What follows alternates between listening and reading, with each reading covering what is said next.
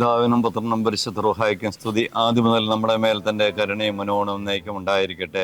ആമീൻ. അനുഗ്രഹീതരായ സഹോദരീ സഹോദരങ്ങളെ, വലിയ നോമ്പിൻ്റെ നാളുകളിലൂടെ നാം കടന്നു പോവുകയാണ്. പാതി നോമ്പ് കഴിഞ്ഞിട്ടുള്ളതായ ഈ സുദിനത്തിൽ കർത്താവായ യേശു ക്രിസ്തു നമുക്ക് തൻ്റെ മനുഷ്യാവതാര നാളുകളിൽ വെളിപ്പെടുത്തുന്നതായ സ്വർഗീയ മർമ്മങ്ങളും ദർശനങ്ങളും അത് മുഖാന്തരം മനുഷ്യരക്ഷയ്ക്കും നന്മയ്ക്കും വേണ്ടി കർത്താവ് പ്രവർത്തിച്ചതായ അത്ഭുത പ്രവൃത്തികളെയും ഒക്കെ ധ്യാനിക്കുകയും വായിക്കുകയും പഠിക്കുകയും ചെയ്യുവാനും അത് മുഖാന്തരം ആത്മനിറവ് പ്രാപിച്ചുകൊണ്ട് കർത്താവിൻ്റെ രക്ഷയെ നാം പ്രാപ്യമാക്കിയെടുക്കുവാനും വേണ്ടിയുള്ളതായ ധ്യാന ചിന്തകളും വായനകളും ഒക്കെയാണ് നമ്മുടെ പിതാക്കന്മാർ ക്രമീകരിച്ചിട്ടുള്ളത്. ഇന്നത്തെ വിശുദ്ധ വേദഭാഗം നമുക്ക് ധ്യാനിക്കുവാനുമായി തന്നിട്ടുള്ളത് വിശുദ്ധ മത്തായി എഴുതിയ സുവിശേഷത്തിൻ്റെ 19-ാം അധ്യായത്തിൻ്റെ 16 മുതൽ 26 വരെയുള്ളതായ വാക്യങ്ങളാണ്. കർത്താവായ യേശു ക്രിസ്തുവിൻ്റെ അടുക്കൽ ഒരു യുവാവ് വന്നിട്ട് കർത്താവിനോട് രക്ഷ പ്രാപിക്കുവാൻ ഞാൻ എന്ത് ചെയ്യണമെന്ന് ചോദിക്കുന്നതായ ഒരു ചോദ്യവും അതിന് കർത്താവ് പറയുന്നതായ മറുപടിയും അതിന് പ്രതികരിക്കുന്നതായ യുവാവും അവസാനം അവൻ സങ്കടത്തോടെയോ ദുഃഖത്തോടെയോ നിരാശയോടെയോ ഒക്കെ തിരിച്ചു പോകുന്നതായ സംഭവങ്ങളാണ് അവിടെ നമുക്ക് വായിക്കുവാനായിട്ട് കഴിയുന്നത്. കർത്താവിൻ്റെ അടുക്കൽ ചെന്ന് കർത്താവിനോട് ഞാൻ നിത്യവൻ പ്രാപിക്കുവാനായിട്ട് എന്ത് ചെയ്യണം നല്ലവനായ ഗുരു എന്ന് ചോദിക്കുമ്പോൾ ക്രിസ്തു തന്നെ അവൻ മനസ്സിലാക്കിയിട്ടുണ്ടോ എന്ന് ബോധ്യപ്പെടുത്തുവാനായിട്ട് നീ നല്ലവനെന്ന് വിളിക്കുന്നത് എന്താണ്? നല്ലവൻ ദൈവം മാത്രമാണെന്ന് കർത്താവ് ഓർമ്മപ്പെടുത്തുമ്പോൾ താൻ ആരായിരിക്കുന്നെന്ന് ബോധ്യം അവനുണ്ടോ എന്നറിയാനായിട്ട് കർത്താവ് പരിശോധിക്കുന്നു. എന്നിട്ട് അവനോട് പറയുന്നു, നീ നല്ലവനാകുവാൻ ആഗ്രഹിക്കുന്നുവെങ്കിൽ കൽപ്പനകൾ പാലിക്കുക എന്ന് പറഞ്ഞ് കർത്താവിനെ ബോധ്യപ്പെടുത്തിയിട്ട് നീ കൊല ചെയ്യരുത്, വ്യഭിചാരം ചെയ്യരുത്, മോഷ്ടിക്കരുത്, കള്ളസാക്ഷ്യം പറയരുത്, നിൻ്റെ അപ്പനെയും അമ്മയെയും ബഹുമാനിക്കുക, നീ നിൻ്റെ അയൽക്കാരനെ നിന്നെ പോലെ തന്നെ സ്നേഹിക്കുക എന്നുള്ള കൽപ്പനകൾ നീ പാലിക്കുന്നുണ്ടോ എന്ന് അവനോട് ചോദിക്കുമ്പോൾ കർത്താവിനോട് അവൻ പറയുന്ന മറുപടി പ്രസക്തമാണ്. ഞാൻ എൻ്റെ ബാല്യകാലം മുതൽ ഇതൊക്കെ നിവർത്തിച്ചു വരുന്നു എന്ന് കർത്താവിനോട് അവൻ മറുപടി പറയുന്നു. അപ്പോൾ കർത്താവ് വീണ്ടും അവനോട് ഞാൻ എന്താണ് ചെയ്യേണ്ടതെന്ന് അവൻ ചോദിക്കുന്ന ചോദ്യത്തിന് മറുപടി കർത്താവ് പറയുന്നത്, നീ നിൻ്റെ സമ്പത്ത് വിറ്റ് ദരിദ്രന്മാർക്ക് വേണ്ടി അത് പങ്കുവെക്കുക എന്ന് കർത്താവ് അവനോട് തിരുവായി മൊഴിയുന്നു. അത് കേട്ടപ്പോൾ അവൻ ഒത്തിരി ദുഃഖിതനായി. അവൻ ധനികനായ ഒരു യുവാവായിരുന്നതുകൊണ്ട് അതവന് ഉൾക്കൊള്ളുവാനായിട്ട് കഴിയാതെ അവൻ സങ്കടത്തോടെ പോകുന്നതായിട്ട് നമുക്ക് കാണുവാനായിട്ട് കഴിയും. ഈ വേദഭാഗത്തിൽ നിന്ന് നമ്മൾ 1-2 ചിന്തകൾ നമ്മുടെ ഈ വലിയ നോമ്പിൻ്റെ നാളുകളിൽ നമ്മുടെ ക്രിസ്തീയ ജീവിതവും നമ്മുടെ ആത്മീയ ജീവിതവും ദൈവേഷ്ടപ്രകാരം മുൻപോട്ട് കൊണ്ടുപോകാനായിട്ട് നമുക്ക് എത്രമാത്രം സാധിക്കുന്നു എന്ന് പരിശോധിക്കുവാനായിട്ട് പ്രയോജനപ്പെടേണ്ടതാണ്.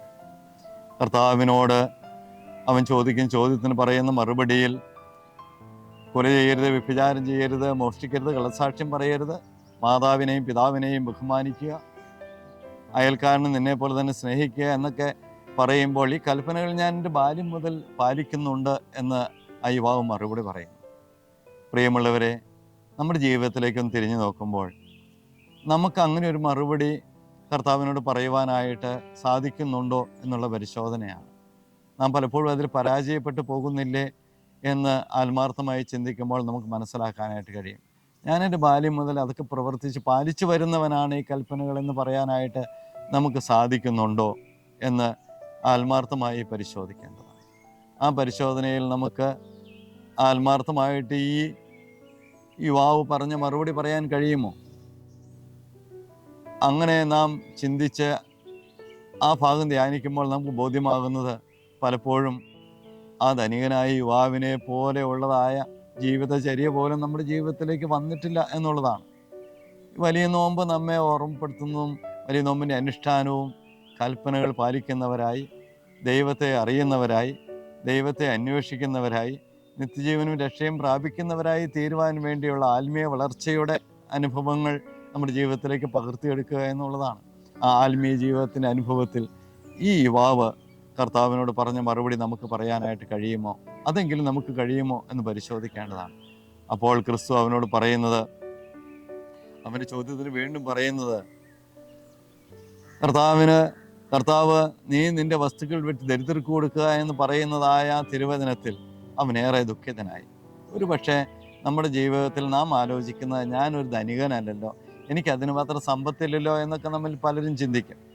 പക്ഷെ സമ്പത്ത് എത്രമാത്രം ഉണ്ട് എന്നുള്ളതിനേക്കാളുപരി ആ സമ്പത്തിൽ നാം ദ്രവ്യത്തിലാണോ ആശ്രയിക്കുന്നത്, ആ സമ്പത്താണോ നമുക്ക് ആശ്രയമായി വരുന്നത് എന്നുള്ള പരിശോധന നമ്മുടെ ജീവിതത്തിൽ ഉണ്ടാകുമ്പോഴാണ് ദൈവത്തെക്കാൾ അധികമായി മാമോനെയോ ദ്രവ്യത്തെയോ നാം സ്നേഹിക്കുന്നുണ്ടെങ്കിൽ തീർച്ചയായും നാം ഒരു ധനികനാണെന്നുള്ളതാണ്. അഥവാ ദൈവത്തെക്കാൾ കൂടുതൽ നാം ഇഷ്ടപ്പെടുന്നത് ധനത്തെയാണെന്നുള്ളതാണ്.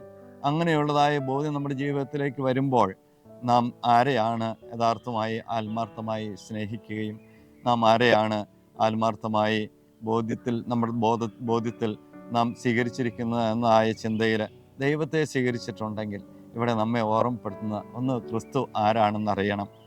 അവൻ്റെ കൽപ്പനകൾ നാം പാലിക്കുന്നവരാകണം. നാം നമ്മുടെ സമ്പത്തും സ്വത്തുമൊക്കെ നമ്മുടെ ജീവിതവും നമ്മുടെ ശക്തിയും ബലവും ആരോഗ്യവും നമ്മുടെ സമ്പത്തൊക്കെ മറ്റുള്ളവർക്ക് വേണ്ടി കൂടി പങ്കുവയ്ക്കുന്ന ഒരനുഭവത്തിൽ നമ്മുടെ ക്രിസ്ത്യ ജീവിതത്തെ നാം മുമ്പോട്ട് നയിക്കേണ്ടതാണ് എന്നുള്ളതാണ്. അങ്ങനെ നമ്മുടെ ക്രിസ്ത്യ ജീവിതം ധന്യമായി തീരുവാൻ ഈ വലിയ നോമ്പിൻ്റെ നാളുകളിൽ മറ്റുള്ളവരെ സ്നേഹിക്കുവാനും കരുതുവാനും പങ്കുവയ്ക്കുവാനും ക്രിസ്തു യഥാർത്ഥമായ ദൈവമാണെന്നുള്ള ബോധ്യത്തോടെ നമ്മുടെ ജീവിതത്തെ അവനിൽ ആശ്രയിച്ചുകൊണ്ട് ദൈവിക കൽപ്പനകൾ പാലിച്ച് ജീവിക്കുന്നവരായി തീരുവാൻ ഇടയാക്കി തീർക്കട്ടെ എന്ന് ആശംസിക്കുകയും പ്രാർത്ഥിക്കുകയും ചെയ്തുകൊണ്ട് എൻ്റെ വാക്കുകളെ ഉപസംഹരിക്കുന്നു. ദൈവനാമം മഹത്വപ്പെടട്ടെ. ദൈവം നിങ്ങളെ അനുഗ്രഹിക്കട്ടെ.